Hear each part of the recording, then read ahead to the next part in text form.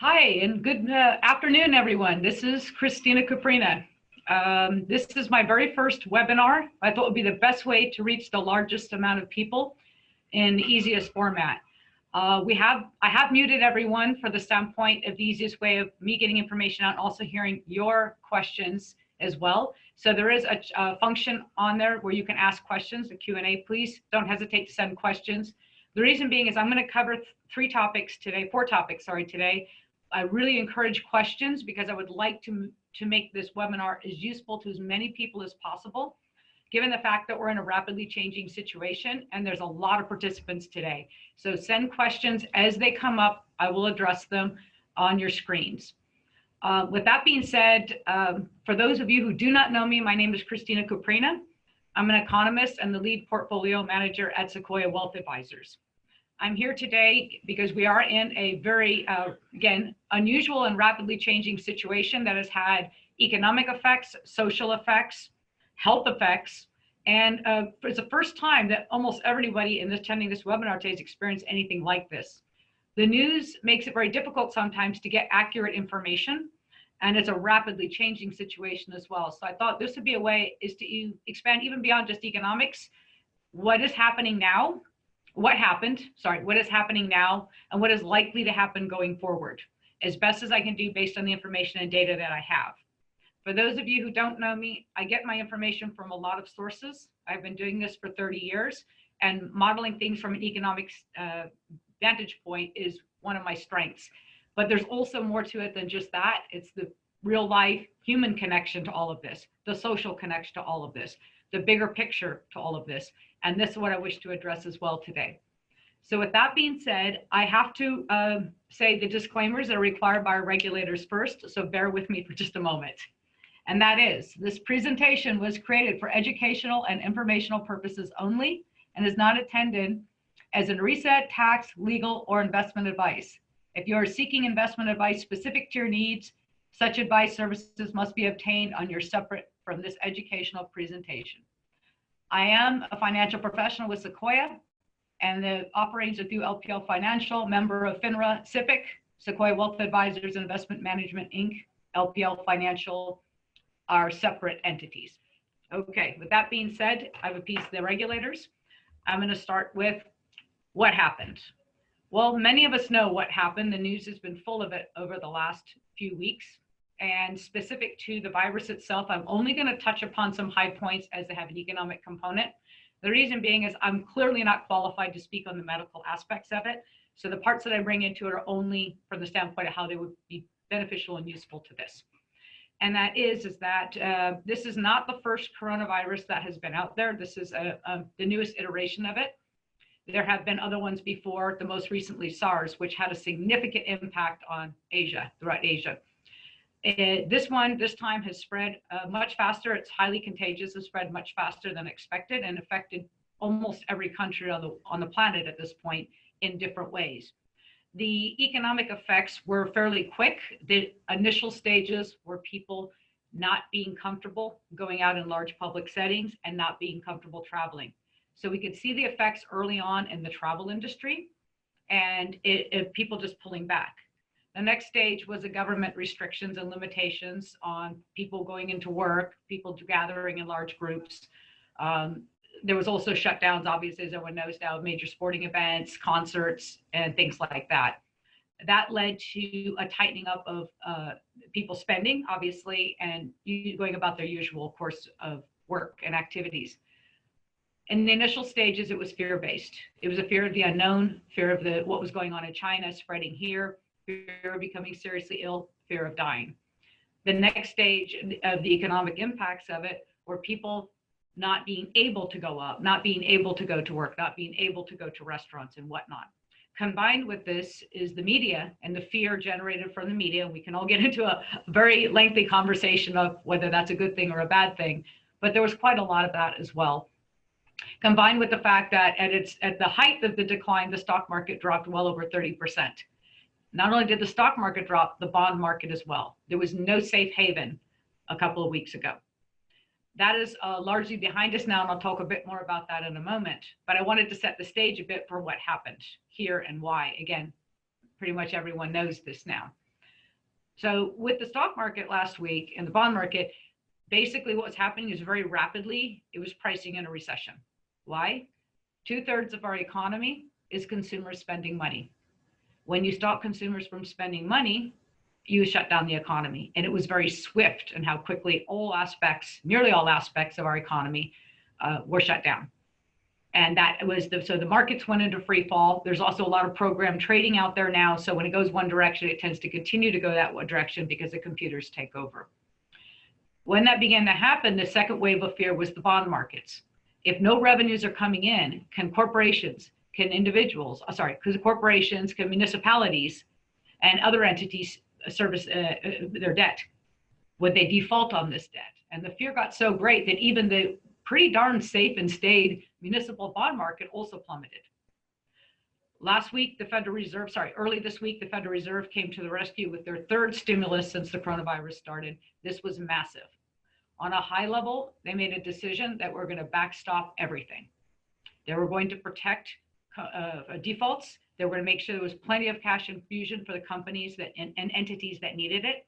Again, whether it be municipal or corporate. This has never, ever been done in the history of the Federal Reserve. But doing so put a significant floor on the markets early this week.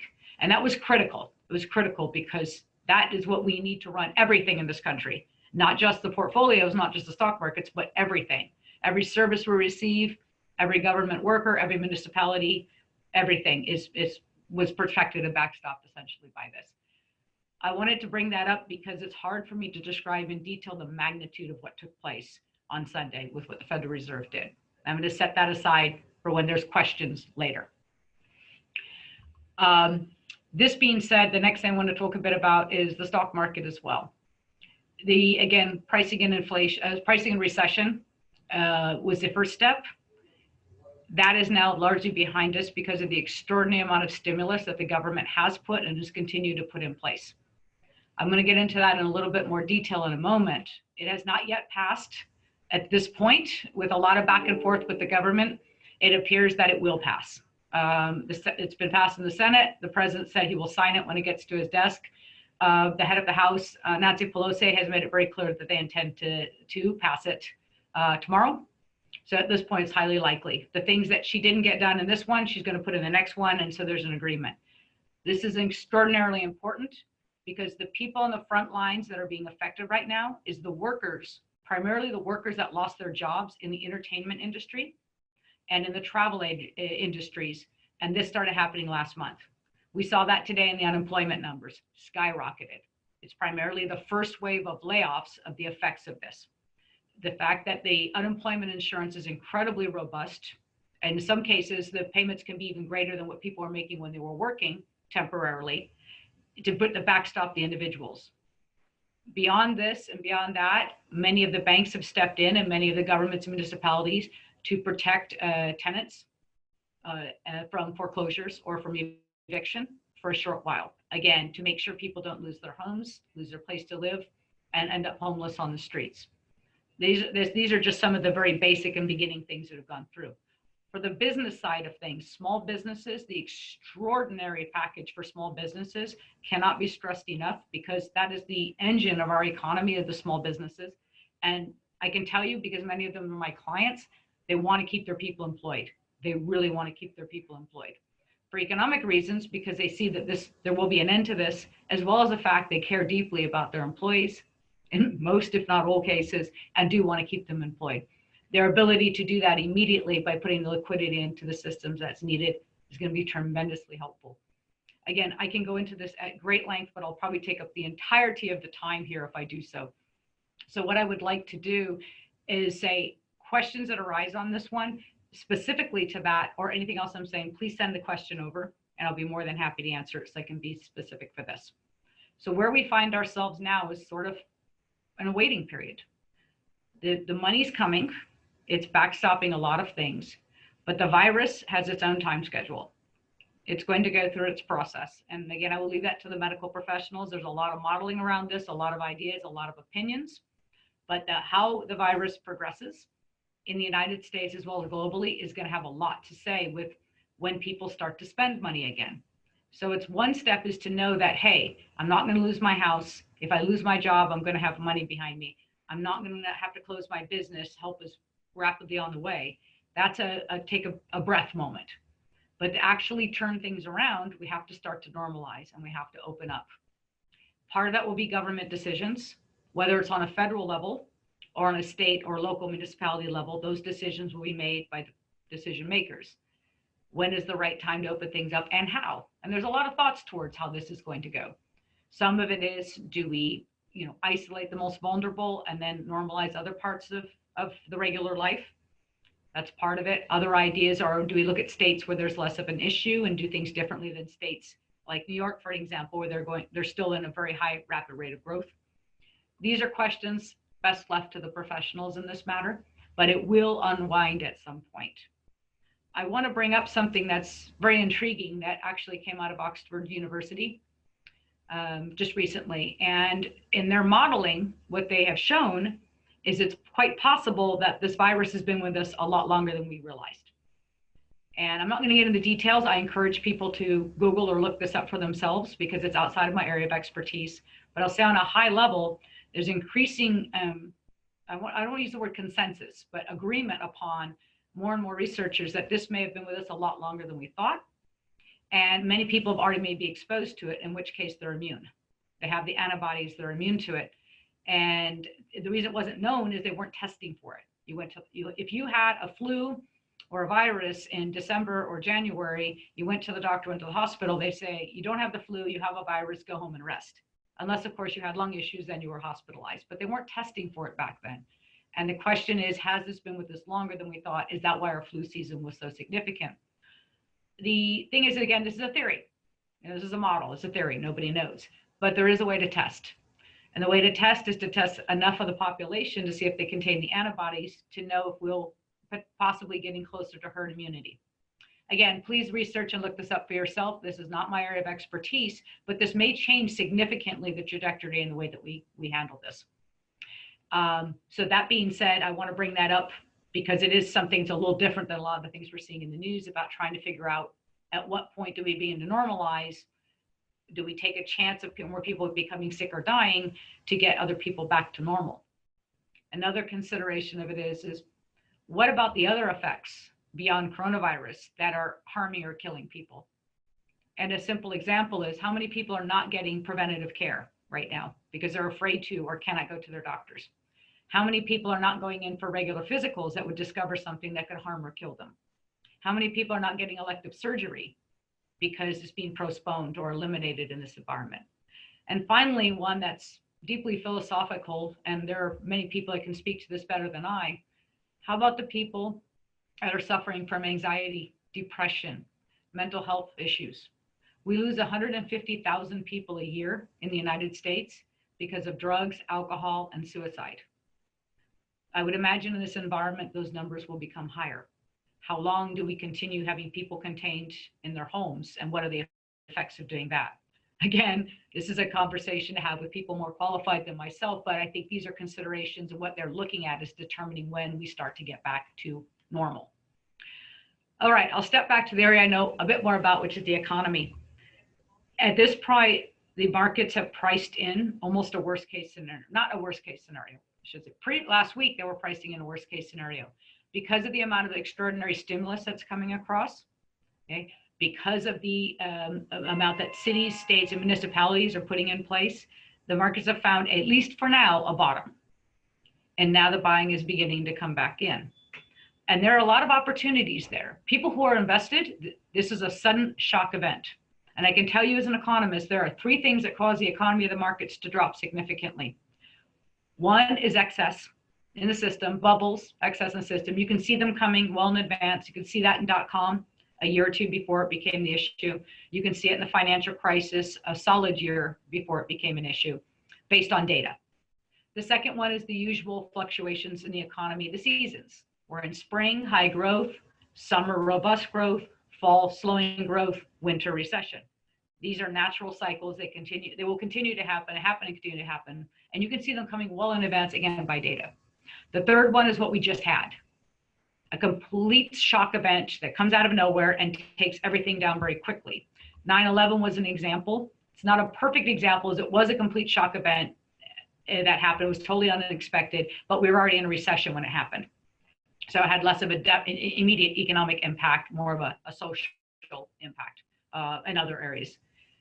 This coronavirus is exactly that. The economy, by all measures, was strong and would continue to be strong with volatility. For those of you who heard my talk on the economy back in December, so the first half of the year would have volatility, the second half of the year would be growth.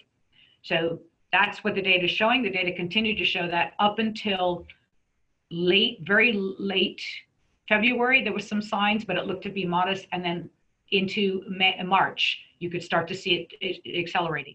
When you have a sudden shock event, the best thing to do is sit tight. Don't do anything. I can speak for my clients. I always make sure that there's enough cash on hand to get us through that time based on their known needs. Either it's invested or uninvested, but not in the markets. And that's the reason you don't know when these things will happen. The good thing about the bad thing about the sudden shock event is you can't see it coming. The good thing about the sudden shock event is it's generally short-lived. It's severe, it's significant, but it's generally short-lived. As the situation resolves itself, provided the proper stimulus is there and the confidence returns, things recover. At this point, I still expect that the S&P will be somewhere between 31 and 3,200 by year end. This is not a guarantee or a promise, and this data changes daily, but now it looks as to be the case, largely factored by the extraordinary stimulus that has come into play. I also want to add something about that as well, is what you own matters now more than it has for a long time. It really matters. The recovery process is going to be in stages, and some industries will feel it right away. Other industries will not feel it for some time. What you own is very important in this environment. So for existing portfolios, I know what I'm doing is bit by bit going through and deciding what do we still want to keep and what would we want to replace with something else. That will help the recovery of portfolios that are affected during this time. So I wanted to say that. There's still risks ahead, there's still challenges ahead, there's still a lot of uncertainty, and we still could see more downside. But the biggest concerns, the biggest risk, the biggest is behind us at this point. Remember, everything I'm telling you today is based on data at hand, and data can change at any point.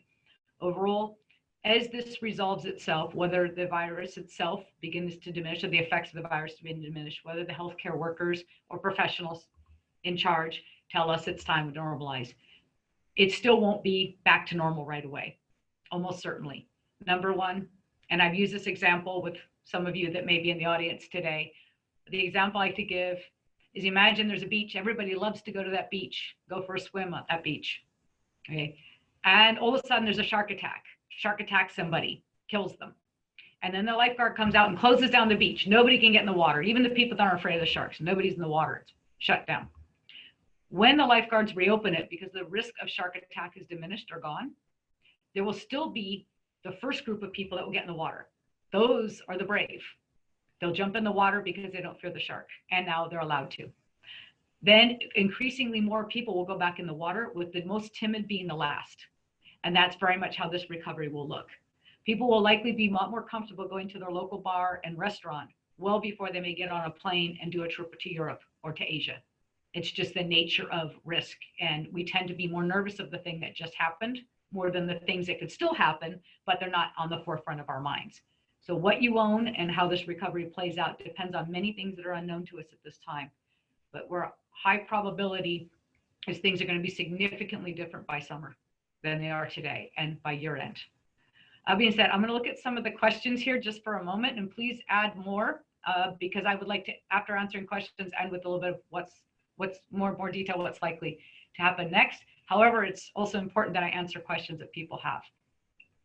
So the question that came is, am I better off paying a $500 completely down or keeping the $500,000 as cash?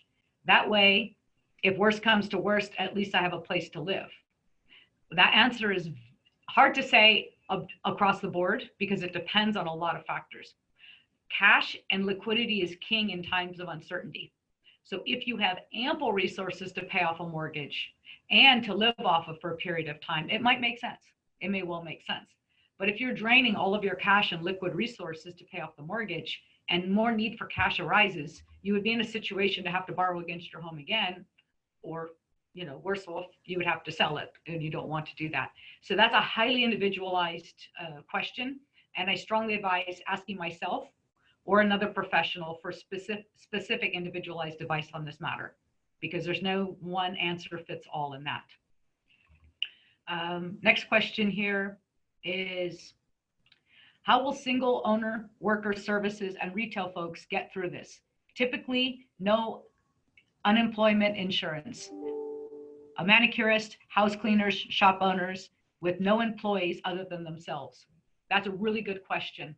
There are in this new bill that's supposed to be passed tomorrow, knock on wood, it is Washington after all, there is stimulus and there is money coming out for self-employed individuals as well as 1099.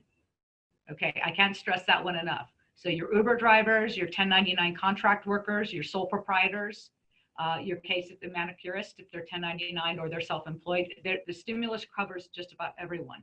And it's very, very, very robust, and it's supposedly easy to obtain. The government wants to push this money through local banks and credit unions. So it's not as if you have to wait for the government. Again, I've not read the details because it hasn't been passed, but on the high level, that's the information we're getting right now. So yes, this is going to be available to pretty much everyone at this point, including there's even benefits towards people who are receiving Social Security, okay, or receiving government assistance as well. There's additional benefits. So even if you are not paying taxes and you are not quote unquote W-2 or 1099, there's also benefits in there as well. And the stimulus checks. Now the stimulus checks, which gets the most attention, I want to stress, does phase out based on income. Does phase out based on income. So if your income is over $75,000 for an individual or $150,000 for a family, then it will diminish. I'm sorry, there is additional for children, but it does diminish based on income. That's something I want to make sure that everyone knows. So $75,000 might sound a lot in parts of the country. It's not a lot for some people in California, certainly. Okay, any news on 529 plans? I have a freshman and a senior with both have 529 plans taking a big hit. Well, we'll need to draw one of the 529 plans in the next 60 days. Again, this is a specific question. I mean, a question that has a specific answer to this individual. So I would strongly advise reach out to me directly, because what I would want to do is look at the 529 plan. If you're in an age-based 529 plan, investment within your 529 plan, and if your child is close to college age, it should be relatively conservative at this point. Maybe the value of it's gone down, but there should be a sleeve in there that's not as affected. I can't say that for certainty without looking at it, but it may well be in a situation that what you need in the 60 days may be able to be pulled out of part of it without affecting it as much, the growth going forward. Again, individual situation, I definitely want to look at the investments to clarify that, but I know and with my clients, age-based makes a big difference to minimize this exact same type of situation, which means the portfolio becomes more conservative as they get closer to college age. Are there concerns over hyperinflation due to what looks like another QE-like event? Oh yes, we're already on QE4. There'll be probably more QEs. Inflation is a big issue, and you've actually talked about what I was going to talk about, kind of what's down the road.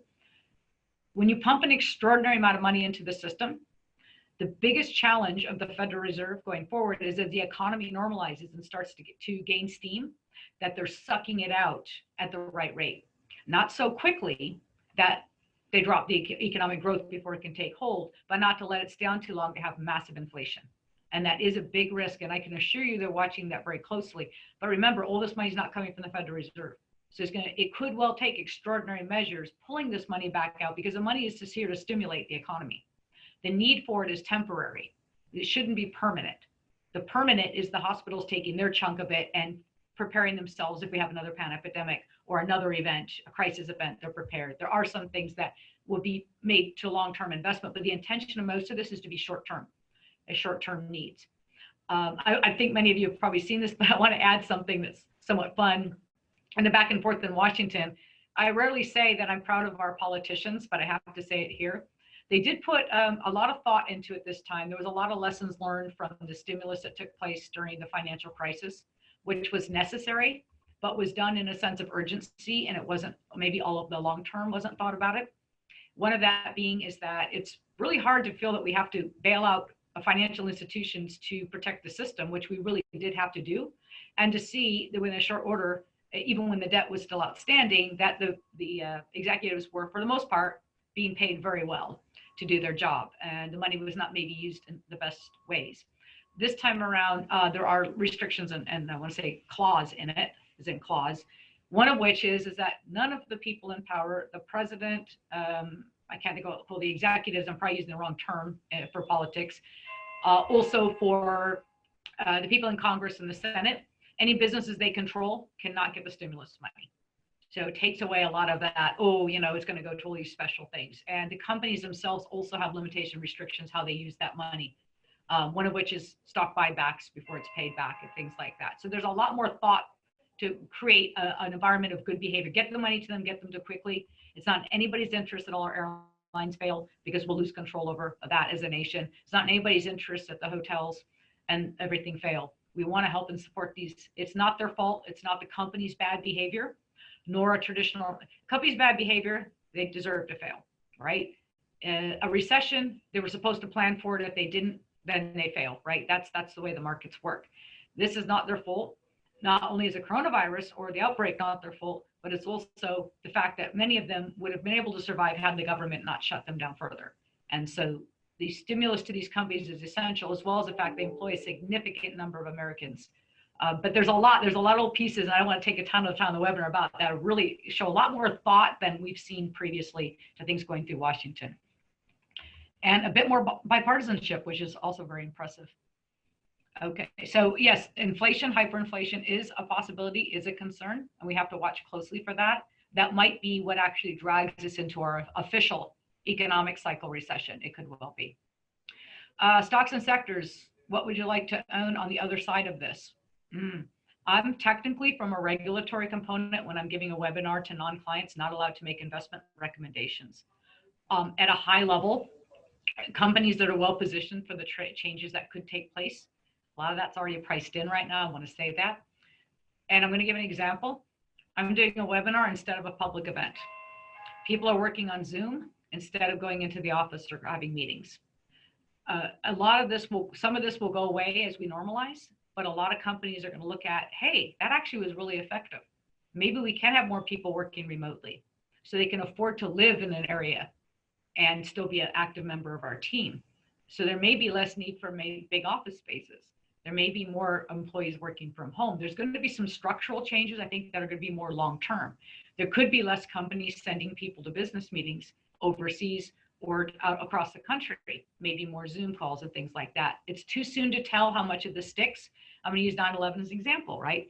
After 9/11, there were things that people did for a long time for their safety and security, and a lot of it went away. Over time, is the fear of terrorist attack on our soil diminished. But we still take our shoes off when we go through security at the airport. So not everything went back to normal. But certainly, like I said, I'm not allowed to give specific investment recommendations on this forum per regulations, but you certainly can talk to me individually and I'll be more than happy to answer that question. This is my world, and trust me, I'm paying close attention to it. Is nervousness about cash and the banks? What's your current guidance to clients regarding cash on hand and to some financial institutions safer than others, big banks as opposed to local credit unions? I want to stress there are no indications that any bank or financial institution is at any risk in this environment. Two reasons. Number one, they're stress tested regularly. Number two, the Federal Reserve has made it clear that they're going to backstop everything. And I'm being very facetious when I say this, without getting into a lot of Fed talk, which I'm not sure many people want to hear. I'm more than happy to talk offline about any of this. So the banks are not at risk. You're not at risk having your money in the banks in any way. In fact, I would argue you may be at more risk having it home at this point and buy a giant pile of cash than in the banks. So I don't have any concern about any of the banks. Accessibility to your money is important. If you're the kind of person that likes to go in the bank and do business, many banks have closed down branches in the interest of protecting their employees during this time of being able not to have as much exposure to other people. But you still can use their electronic banking, online banking, ATM, et cetera, et cetera. So I don't see any concerns or risk about the banks or cash held in banks at this time in any way, be it a small local bank or a larger, large bank. Do you see this affecting real estate prices and home values? Let me take a step back. I'm not a real estate expert, but I'll speak from an economic standpoint. I don't think significantly for two important reasons. And again, I know this is also a local national question always. People, they've backstopped people's ability to make their mortgage payments. The banks have voluntarily, in some cases, said, hey, we're going to give people 60 days or 3 months. If you're late, you still have to pay your mortgage. That's not going away. No free mortgage. If you're late, you can't make payments, we're going to give you a grace period. And in the banks and the banks don't agree with that, the government, at least in the state of California, is putting that in place. So there's a grace period to make mortgage payments. There's a grace period on evictions and paying rent. Okay, again, all grace period, the lenders and or landlords are going to get paid. That would make it unlikely that people will lose their homes in this environment. Unlikely. There's obviously exceptions to that. In addition, there's the unemployment insurance that's been increased significantly, and there's checks for people to help cover health care. There will be, I'm certain there'll be people affected that will fall through the cracks, as there always is, but I don't see anything that's showing this widespread loss of homes. So that's one, losing a home by force. I don't see that happening. Second step is given the appreciation of real estate over the last 10 years, it's highly unlikely people walk away from it by choice. I don't want my home anymore. That's highly, highly unlikely. They would sell it, and they might have to sell it lower than they would have sold a couple months ago, just because nobody can even go look at houses right now, right? got a limitation on the traditional way of people shopping for homes. But if they don't have to do anything in the next couple of months or next few months, however long this takes, I think that housing prices will dip and go back to wherever they would probably naturally gone based on everything else. Interest rates, and there was that little scary bump for a while when the bond market went through its, I'm going to call it a scary moment when the bonds plummeted. There was a lot of risk in the credit markets until the Fed came in to backstop it. And mortgage rates did shoot up during that period of time, but I would imagine they're going to go back and stay lower, which may encourage people as we come out of this, if people feel financially secure and comfortable, it may encourage more people to go out and buy. Housing, especially regionally, is a big supply-demand issue.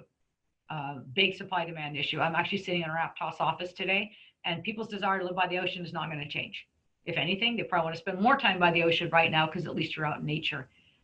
So I don't see a significant decline in real estate prices specifically related to the coronavirus situation. But again, would be really good guidance to also speak with real estate professionals if you're thinking of buying or selling a home from the standpoint as they know your local regional markets much better. I do. Again, I'll have to skip past the what's good to buy now. If anything, highly personal, and I cannot give investment advice in a public forum. I really wouldn't mind, but the regulators will be reviewing this video before I post it on, or this webinar before I post it on the website. So we best stay with the rules. If income for a $1,200 relief based on 2018 income, does being unemployed in 2019 change that? If you didn't file your taxes yet for 2019, they're going to look at 2018. That's all I can answer with that. I have not read the bill in specifics yet because I know they haven't finalized it. I will be reading it on Friday when they pass it or over the weekend. As of now, the income that they're using based for the relief is going to be your last filed tax return. Okay, if you're not filing taxes, I'm not sure what they're requiring you to show. Perhaps your 1099 for Social Security is what they would be looking at, or your 1099 for other disability benefits and whatnot. That is what they're saying they're going to look at for your income. So in the case of this, if you're looking at the 2018 income, but you were unemployed at the 2019, I would use your 2018 tax returns because many people have not yet filed 2019. And I'm sure many of you, if not all of you already know this, taxes have been delayed 3 months. So now taxes are due. Payments and filing is now due in October, we wish, in July instead. So there are many people that are delaying filing. Hopefully that answers that question. Do you know if there is help on this bill for independent contractors? Yes, I think I answered that in an earlier question. Yes, there is. And I don't know all the details of it. I don't know what the caps are on it. I'm also not sure how they're going to determine what that is. Will they be looking at tax returns, which I think is the highest probability on this, because that would be your proof of income. The other thing I understand with a lot of the stimulus is because they're trying to get money out so soon, is a lot of cases you apply for and get the money, and you kind of have to prove it later. Again, this is very nebulous, I know, because I haven't read the actual final bill, but the concept is that you state, they give you, then you have to prove it. If you didn't prove it properly, or you took more than you were entitled to, you're going to owe it back in taxes in an upcoming year. That's the idea of not having to do an income verification on every single person. I think though with the checks, they might automatically be looking at your last file tax return. They may automatically be doing that to issue the checks. But for some of the other things like the stimulus that's coming out for business individuals, I believe that they're having you apply, especially for businesses. You're applying, in some cases, they're looking at your payroll, your February payroll for small business stimulus. The idea is they're trying to keep people employed. So think about a small business back in February. A small business, had all their employees, everything was going along fine. All of a sudden, they have to shut their restaurant down, right? They tell everybody, go get unemployment, I'll hire you back when we can reopen. What they're trying to do is minimize that going forward by saying, we're going to give you the stimulus to be able to keep your business open, pay your rent, pay your employees, pay your utilities, only can be used for those three things. So if you use it for a marketing or buying a new vehicle, you'll owe that money back. But if you use it for employees, rent, I would imagine a mortgage on a business property as well, but I'm not sure, but I know for sure rent and utilities, then you don't owe that money back. So it's not a loan, you keep it. If the worst might be behind and given downside can still occur, what percent of available cash earmarked for stock should be moved into the market at this time to take advantage of the shock? It depends. It depends on your individual situation. I like to see with my clients that they have anywhere from 3 to 12 months of their needs in a very, very safe place. Okay. The reason the variance is so high is it depends on a lot of factors. You can have less if you're actively working and you have, you don't have a lot of must-have obligations like rent, like utilities and things, rent or mortgage, utilities and things like that. So if you look at what you have to pay just to survive, how much do you need to live on? Not the extras, what you need to survive. If you have that much money set aside in the bank, it depends on what your obligations are beyond that. Are there other things that you need to pay for that you don't want to lose? For an example, are you helping out other family members? Do you have a major expense coming up, tuition for your kids, things like that? So the variance, and when we do financial planning, it's very specific. That money is always in the bank. And yes, you see this big opportunity, go, oh, I want to go out and buy stocks, but you don't really want to deviate from that because it may not be over. There are a lot of unknowns to us. All we work on in our world is probabilities, and we have to quickly change our idea if the information changes. We have to quickly change our viewpoint if the data changes. It's very important to know that. I am not by any means going to sit here and say, this is it, the bottom's in, because I don't know that. And you have to be very cautious in knowing that. But to run in and put all your money into stocks and not have the recovery happen as quickly as you want, have a sudden surprise need, or have another lower low, and which makes you very fearful because now you've just taken all your savings and put it into the market, you're going to be more likely to be incredibly stressed and or sell at the wrong time. So the amount of cash on hand depends very much on your specific situation. Please reach out to me. Okay. What about nonprofits? Some are already laying people off. How long till they recover? Good news on the stimulus. It includes nonprofits, not just small businesses, but nonprofit organizations as well. I don't know the specifics again. I'll know more next week. Maybe I'll do another webinar next week, but it does include nonprofits as well. That will significantly help them because many, many nonprofits have been, just for the safety and the security and the health of their volunteers, had to scale back. And I'm going to pick on one and two, actually, the Second Harvest Food Bank and the Gray Bears. For you Santa Cruz County participants here, you'll know who they are. One of their services is they deliver meals to seniors that are shut in or stay at home. And they've been doing this for years. It's kind of like the Meals on Wheels concept. Well, there's only more need and for that now as more and more seniors are isolating themselves given the risk of COVID-19. But the other thing is the volunteers are seniors themselves. They are the vulnerable population themselves. So the people driving the groceries to the homebound seniors and the people packing the groceries are also older. And they can't take the risk of these people getting sick. But there's need on the other end. So they were recruiting volunteers of a younger, healthier set. But even that, I can speak in the case of the Second Harvest Food Bank, they told all of the volunteers, don't come anymore. We have the National Guard now. So literally the California National Guard is helping the Second Harvest Food Bank. I can speak for that in the Santa Cruz County one. So there's a lot of help that was lost because of the fear volunteers had of coming to help these organizations, as well as, of course, the employees. So I'm very happy to see that this stimulus goes beyond just the businesses, but is also supporting the nonprofits as well. Okay. With 2/3 of the economy consumer driven, how long will the markets hold while shelter in place orders? Everyone is spending less under this new normal. Absolutely. Absolutely. That's going to be where the bottoming out will be at some time. People are still spending. I'm sure Amazon is looking pretty good right now. A lot of the grocery stores have literally walking the aisles, talking to people in the aisles. Hey, do you want to help us deliver groceries? They're hiring. Walmart's hiring. There's a lot of companies that are hiring because people's needs haven't gone away. Their ability to get out and do it has. If I can think of anything about the psychology of Americans and us being a consumer culture, I would say the pent up demand is going to be phenomenal when the shelter in place is released. I can imagine people not only because they want to support their local bars and restaurants, also because they just want to get around people again. They want to socialize. I think there's going to be a burst of spending is that pent up demand again. If the financial resources are there, if the stimulus is meaningful enough in people's lives that they're not scared of not being able to meet their basic needs, I think there's going to be a huge burst, perhaps the third quarter, of people spending money. But you're right. Right now, it's still really limited because some people spent less because they were afraid of where the next paycheck was going to come from. But most people spent less because they can't. I'll joke a little bit on my end. My weekend here in shelter in place actually wasn't much more unusual than my ordinary weekend in the sense as Home Depot and the grocery store was still open. The only thing different for me is I got my garden in a couple weeks earlier than I usually do, my vegetable garden. But that's it. If I had other activities that I would normally do, I would be limited. I can't go buy clothing. I can't go do this. I can't do that. I think once the shelter in place is released or I guess rescinded, then we will see a lot more spending if, again, the financial comfort is there.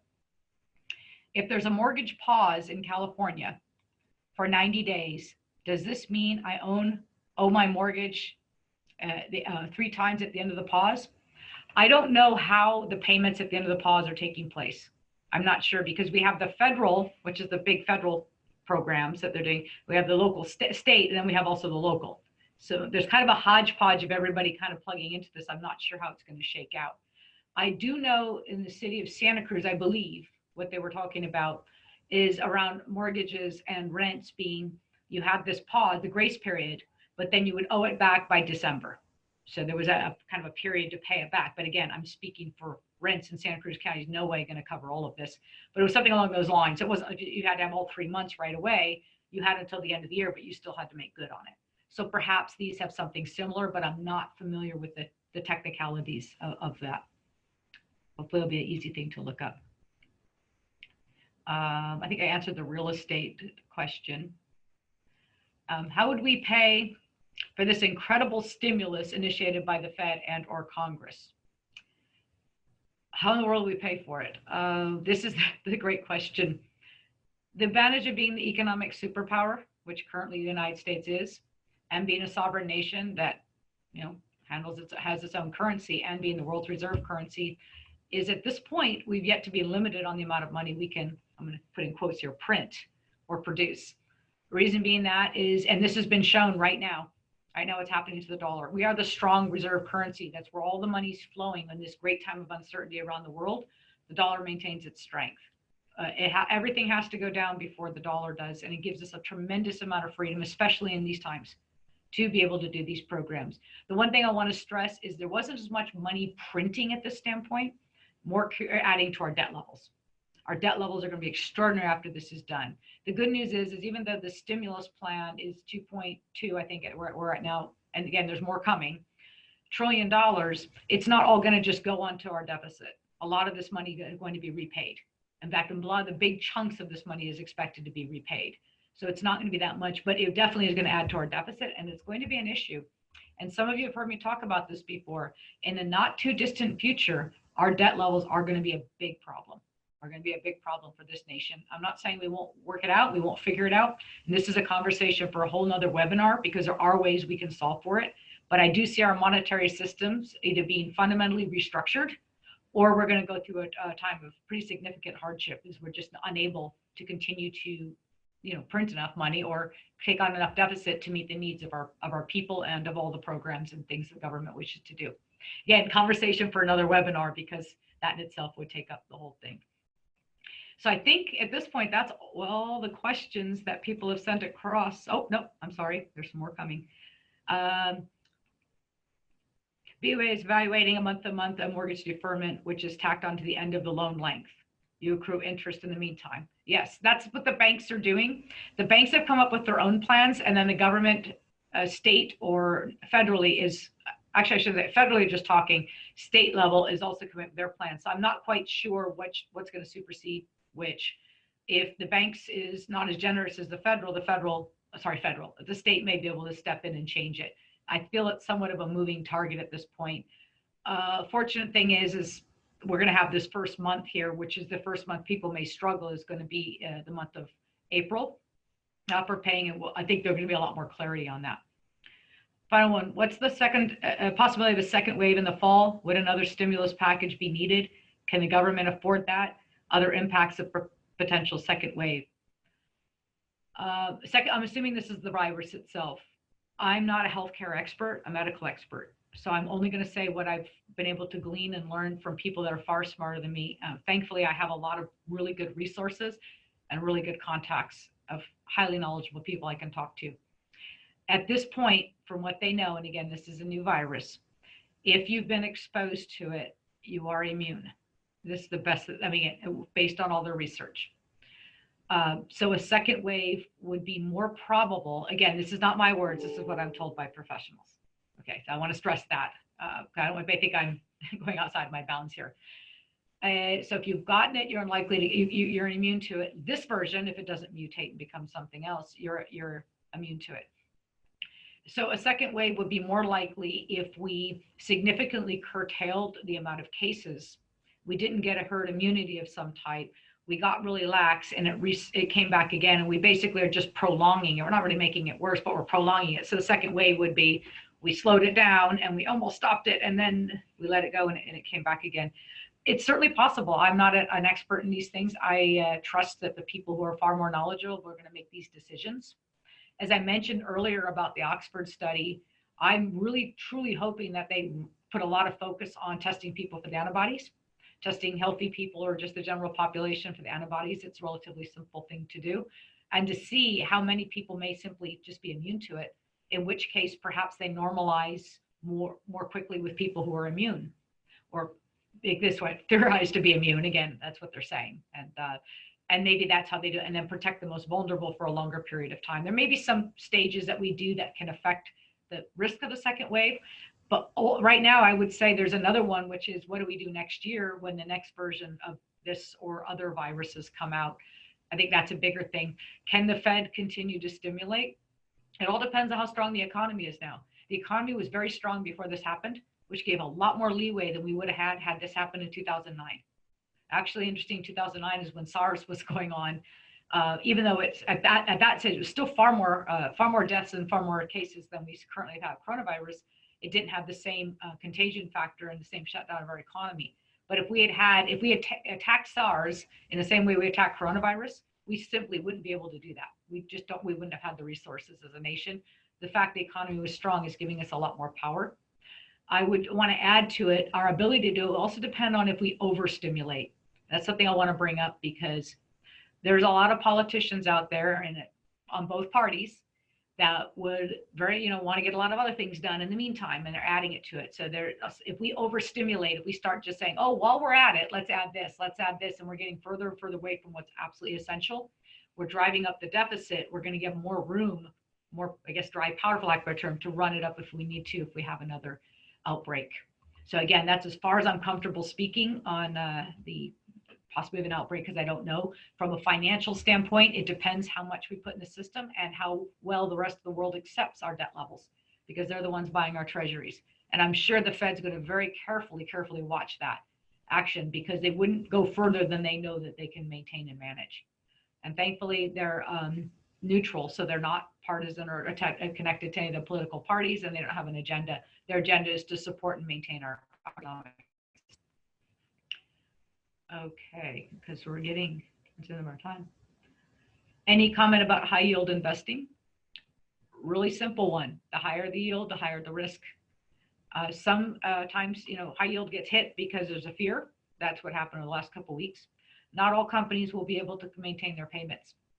So it's all about who is the underlying issuer. And are they going to be able to withstand this and come out the back end and maintain their payments? Okay. Unlike stocks that go down and recover as the economy or the company's prospects recover, debt can be default, and then you've lost your money permanently. So be very, very careful in that space. Know what you own, and actively and diligently monitor the credit quality of the underlying issuer. That's critical, because that is a place you can lose money and permanently lose money if you're not watching it. Yes, some people asked about the recording will be available. Yes, this will be available. Has to go through some regulatory compliance thing. I'll try to get that done as fast as possible, and it'll be posted on our website. What about property taxes? There's a lot of questions about that. So far, no one has said anything about delaying property taxes, either I can speak for Santa Cruz County. I don't know if things are different in Santa Clara or other counties, San Mateo and the other Silicon Valley counties. They've talked about it, but the date's coming up pretty quickly, and then nothing at this point. And again, I haven't watched that as closely. I don't know anything about them delaying those. Good question, though. That's bigger than taxes for many people. Fannie Mae is allowing people to defer 3 months of mortgage payments, and then the amount deferred. Okay, that was, sorry, loan payments for 12 months. And I know the person who is saying this is highly qualified, so I'm going to read it out loud. Fannie Mae is allowing people to defer 3 months of mortgage payments, and then the amount deferred will be divided by 12 and then added to the loan payment for the 12 months after the deferment. This is someone who's very well qualified to answer this question, so hopefully that will answer your mortgage question as well. What are the resources to find out the benefits available to businesses when stimulus is passed and details are available? What type of business is best to steer you to the programs that could help? I don't know yet. A lot of information is coming from tax advisors. As I know, and for my business clients, I will be sharing this information with them. So if you're not a client and a business owner, you could talk to me and I can see what resources I'll find. I'm certain they're going to be posted on probably our readily available sites. For example, SBA, the banks will also be talking about them as well. Your municipalities will be talking about them as well. I would imagine Santa Cruz, Santa Clara counties will be posting the information. It will also probably be widely available on a lot of the business resources sites. I'm going to myself post them up on the Sequoia website once they become clear, links for people to get more information about the specific programs that are available. That's my intention anyway, once we have the actual links where people can go and get the detailed information.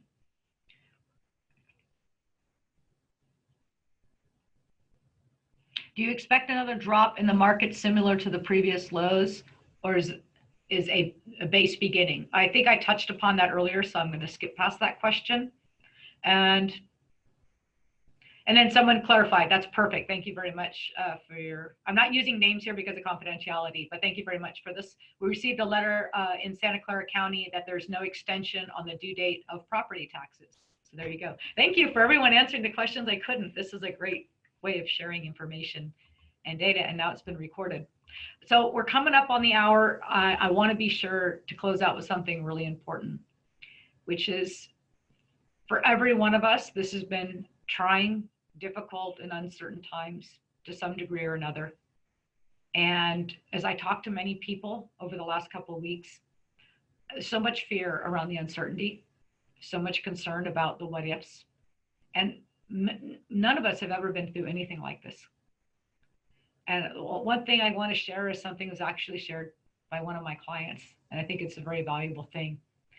And he was talking about, he's actually taking this time to go within himself and do all of the things internally, whether it's meditation, time in nature, reading, but to know himself. And he said, the one thing about the silence and the quiet and the lessness is I turn off the news and I spend time with myself. And I thought, wow, that's true. How much time do we really spend with ourselves? So it got me to thinking about all the things that I can do that I put off because I'm too busy. Now, as you can imagine, I'm very busy Monday through Friday, but on the weekends, what more can I do? And I wanted to just share and open this up with you a bit because it made me realize, and writing in this book I have, and I've mentioned it before at some of the events, this gratitude book, which is all stuff full of papers at this point and really beaten up, and but it's one of the most valuable things that I own, in the sense of what it really impacts my life. So when times are uncertain and you can feel the stress and you can feel the confusion and you can feel all of the fear and whatnot, sit down and look at this book and write all the things that you're grateful for that you have in your life. It's really, really, really impactful to have that. So if you don't do this, I can't stress enough to have a gratitude journal of some kind and sit and think about, here are all the things that I'm grateful for. And anytime that you feel, the stress, the confusion, the worry, the uncertainty, look back at that, and it's an incredible grounding device. And it's a great thing for me to read before meditation. I wanted to share that just because it's, with everything in the news and everything going on, it's kind of nice to have a little bit of our time to take care of ourselves. Because if we care for ourselves, we can care for others. If we care for others, we can care for our communities. If we care for our communities, we can care for our planet. And all of that, that's what this comes down to. Another thing I wanted to share with you is, and you may have seen this online, but it's really cool. It's stunning to see the levels that the pollution has dropped globally throughout this time, just by us staying at home. You've probably seen the pictures of China at this point and the differences. But there were some studies that came out of China that said that during the time, the shutdown that they had, the complete shutdown of the country around coronavirus, basically their models were showing that they probably saved 50,000 more lives than were lost by coronavirus. Now, I'm not saying that this is a good thing in any respect, but it's just a way of thinking of it. It's just shutting down for a while and being at home has a tremendous benefit beyond just our lives. And I wanted to say, because in an environment where, again, there's so much negativity coming at us, what is the positivity of it? So time with self is available. The effects that maybe aren't being seen as we're focused on the disease itself that are happening around us. And I want to also share the final thing, which is the kindness of others.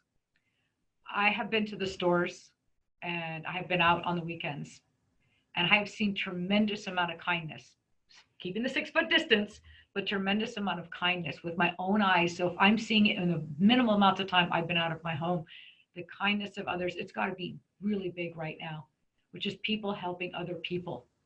People helping other people it's phenomenal to see that. And caring for other people. It's phenomenal to see that. Within my community, people delivering groceries to the seniors in the community that are afraid to go out because they're one of the vulnerable population. The people helping their family members. The neatest one was my client saying they're now doing family because they can't get the kids now with their grandparents because of, they're being protected of safety. So the grandparents, all sad as that. They can't see their grandkids. They can't see their kids. They're isolated at home, perhaps fearful of becoming ill. And the grandkids and the grandparents and the whole family do Zoom calls together all across the nation. It's like a giant family reunion together. So there's a lot of things happening when we change our behavior. That's a really neat thing. And I truly hope that sooner rather than later, this passes and we can get back to our normal activities. But in the meantime, I just would like to share, look for the positivity and look for the good, and care for yourself and care for your community. With that, I want to the final thing I'd like to say is, for all of you that trust me, within many cases, what is your life savings? I can't tell you how much this means to me to be with you and serving you during these times. I care deeply about each and every one of you, and anything that you need, any questions you have, even beyond the portfolio, I'm here to serve you. This is the environment where I am best trained for, and I'm very knowledgeable. And I will walk you through it. I will walk you through your questions, your concerns, whether it's yourself or others. This is what I do. And this is my way to give during a time of tremendous economic uncertainty. And for those of you who are not my clients, I know that a lot of people are afraid, are worried, are concerned. There's a lot of information out there. I will do my very best to help anyone that reaches out to me.